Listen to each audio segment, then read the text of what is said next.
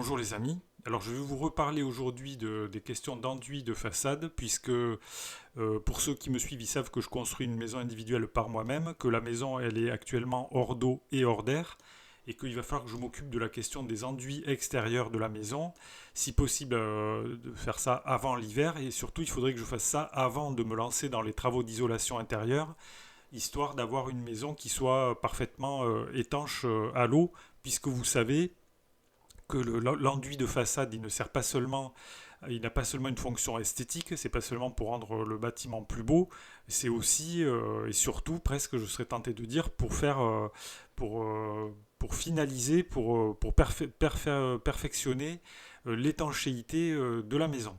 Donc, j'ai plusieurs possibilités qui s'offrent à moi. Soit je peux tenter de me lancer par moi-même dans ces travaux, mais ça me semble comme ça un petit peu délicat quand même parce que enduire proprement une maison tout entière, quand on ne l'a jamais fait pour un amateur, c'est quelque chose qui semble tout à fait, c'est quelque chose qui a l'air comme ça très technique. Et surtout, il ne faut pas se rater par rapport à la qualité du travail, puisque c'est quelque chose qui va rester, c'est quelque chose qui va se voir. Et donc, si on se rate, bon, ben, on aura une maison qui sera pas terrible à voir, quoi. Donc j'ai pris le parti en fait de faire appel à des sociétés, de faire des devis par des professionnels déjà pour voir combien ça coûte. Et là j'ai reçu un premier devis que je vais vous montrer. Donc voilà ce fameux devis.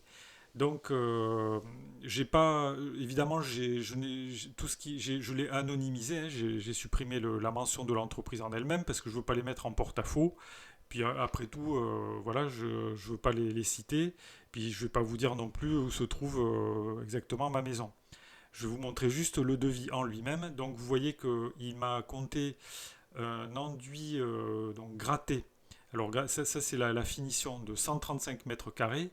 Moi ce que j'avais compté en fait quand j'ai fait mes calculs de façade, j'étais tombé plutôt sur 127 mètres carrés, mais je n'avais pas compté les encadrements de fenêtres, donc il a rajouté quelques mètres carrés.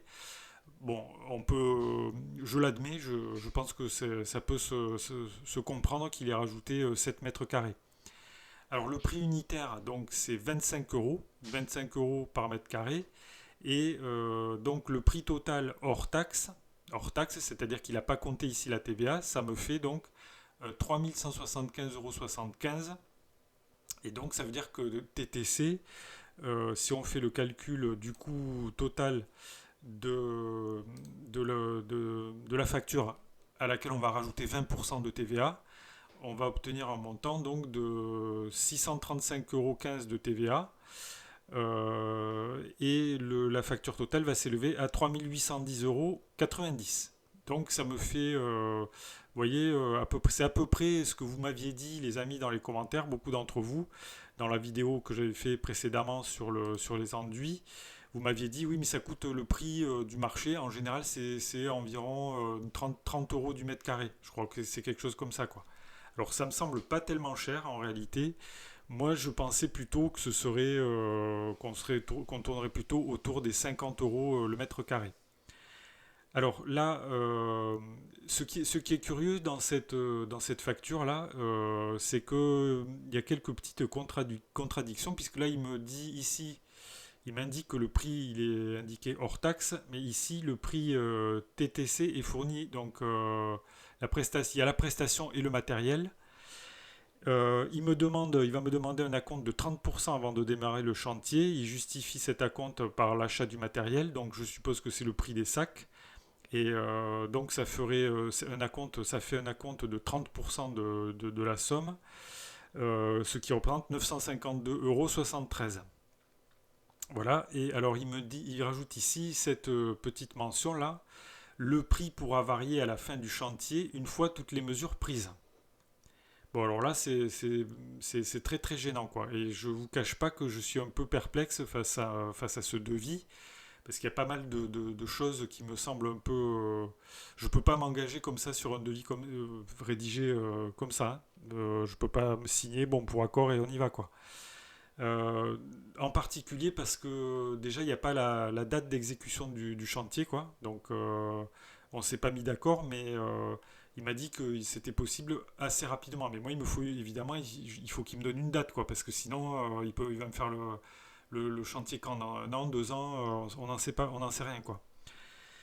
Ensuite, la question qui me gêne le plus, c'est la question, cette petite phrase-là. Le prix pourra varier à la fin du chantier une fois toutes les mesures prises. Je ne peux pas signer ça, c'est impossible. S'il me dit à la fin du chantier, bon, ben c'est 10 000 euros, je vais payer 10 000 euros. Donc ça reviendrait, ce serait l'équivalent de signer un crédit immobilier avec un taux variable, par exemple. Vous voyez, c'est-à-dire que le devis, à mon avis, enfin, il me semble quand même légalement, je ne sais même pas si c'est légal de mettre une clause comme ça dans un devis. Un devis, c'est un prix fixe sur lequel on se met d'accord à l'avance et le prix ne bouge pas, quoi. Enfin, une fois qu'on a signé, c'est sur un certain prix et pas un prix qui peut varier selon le bon vouloir de l'artisan. C'est pas possible.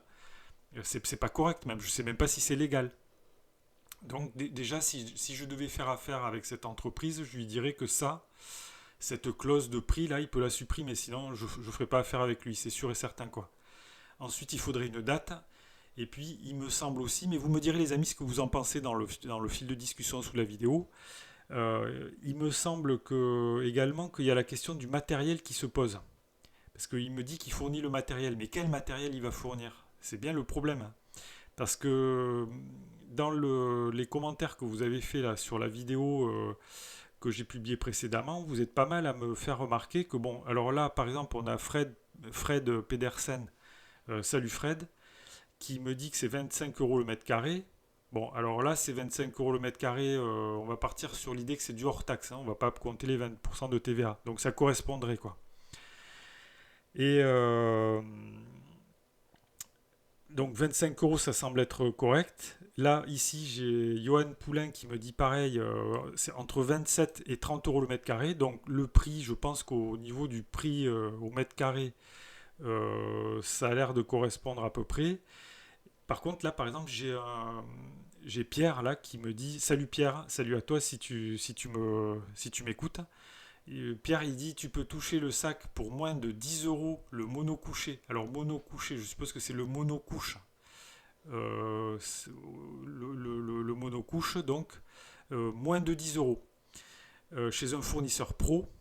Donc, ça correspondrait à peu près peut-être. C'est moins cher en tout cas que ce que j'ai vu moi chez les Brico Dépôt ou Castorama, puisque j'ai vu des sacs à 12,50 euros. Et il me dit, Pierre, là, que je peux acheter les sacs par moi-même et demander uniquement qu'il me fasse la prestation. Comme ça, je peux faire la bonne épaisseur. Parce que c'est ça aussi qui m'inquiète dans le devis. Les amis, il me dit pas ce qu'il va faire. Il va me faire une couche de quelle épaisseur, quoi. Je crois que les DTU préconisent, si je dis pas de bêtises, mais vous me corrigerez dans les commentaires, hein, je crois que l'épaisseur c'est 1,5 cm d'enduit. Ça veut dire qu'il faut compter un sac par mètre carré, quoi. Ça voudrait dire 135 sacs, ce qui est énorme, hein. Donc je ne sais pas si avec le prix qu'il me fait là, il va pouvoir gagner sa vie en me mettant, si on déduit le prix du matériel, plus l'ouvrier qu'il va avoir avec lui, puisqu'il faut qu'il travaille au minimum à deux. Et donc je crains que la qualité ne soit pas au rendez-vous et je crains que l'épaisseur de l'enduit n'y soit pas non plus, quoi. Alors, j'ai parmi les commentaires qui m'ont été faits, qui sont vraiment nombreux là, vous m'avez parlé. Donc il y a différents prix qui m'ont été indiqués par rapport au mètre carré, quoi, pour faire l'enduit d'une maison. Mais j'ai aussi eu des remarques, par exemple Franck ici, salut Franck, qui me dit prenez du Parex Lanco ou Weber, les sacs Castorama ça vaut rien. Alors là, il y a la question de la qualité de l'enduit là qui se pose. Donc Parex Lanco, j'avais entendu parler déjà de cette marque. J'ai regardé rapidement de quoi il s'agissait et je me suis aperçu que c'était une compagnie qui est spécialisée dans les enduits de façade, notamment, quoi. Je crois qu'ils font pas que ça. Et leurs sacs d'enduit sont quand même très chers relativement à ce que peut faire la concurrence, quoi. Je crois que j'ai vu des prix par exemple, pour vous donner un ordre d'idée, un sac par Exlanco, ça peut coûter, on va dire, entre 22 et 26 euros le sac. Et par comparaison, on va trouver donc les sacs d'enduit premier prix dans les grandes surfaces de bricolage comme Castorama, Leroy Merlin ou Brico Dépôt à, on va dire, entre un petit peu plus de 10 euros le sac, quoi. Vous voyez, voilà. Donc, s'il y a un écart de prix, c'est peut-être bien quand même qu'il y ait aussi une question de qualité qui se pose, comme le fait remarquer ici Franck. Franck qui dit que les sacs Castorama c'est zéro, pour lui en tout cas, je sais pas. Et il me dit qu'il y a deux marques en fait qui ont l'air de sortir du lot, c'est Parex Lanco ou Weber. Voilà. Donc il me semblerait que quand on fait un devis là, il faudrait préciser ça quoi. Il faudrait préciser dans le devis le matériel quoi. C'est-à-dire le matériel c'est avec quoi il va travailler et avec quelle marque parce que ça change tout hein. Ça change tout je pense au niveau de la qualité finale de l'enduit quoi. Voilà. Il y a également une question qui se pose au niveau du nuancier, parce que bon là j'ai mis couleur blanc cassé, mais on n'a pas du tout parlé de nuancier. Je voudrais pas que cette entreprise me refile des sacs du jaune pâle ou je sais pas quel, ce qui l'arrangerait en fait, plutôt que la couleur que moi je veux quoi.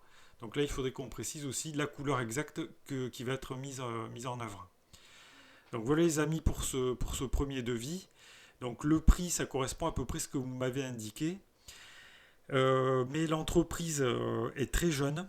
J'ai pas du tout de retour sur cette entreprise. Il n'y a pas du tout d'avis sur Internet. L'entreprise, elle a moins d'un an. Et je ne le connais pas, quoi. Donc je pense que ça va être un peu compliqué de travailler avec lui. Si je m'engageais avec cette entreprise, ce serait un petit peu comme jeter les dés et puis m'en remettre un peu au destin, quoi. Après, le risque,